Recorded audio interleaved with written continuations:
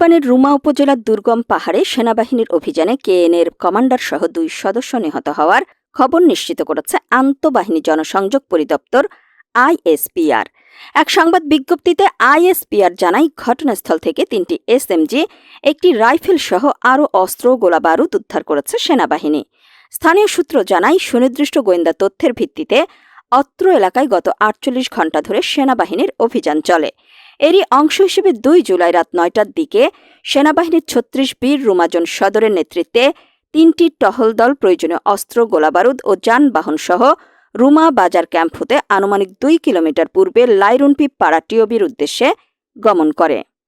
উক্ত এলাকা থেকে পরবর্তীতে রাতে পূর্ব দিকে আনুমানিক 10 কিলোমিটার পাইন্দু ইউনিয়নের 8 নম্বর ওয়ার্ডস্থ পলিপ্রাংশা অভিমুখে বিশেষ অভিযান পরিচালিত হয়। এই সময় গোয়েন্দা সূত্রগুলো সন্ত্রাসীদের অবস্থান নিশ্চিত করতে সক্ষম হয়। ফলে একই সময়ে মুন্নাম পাড়া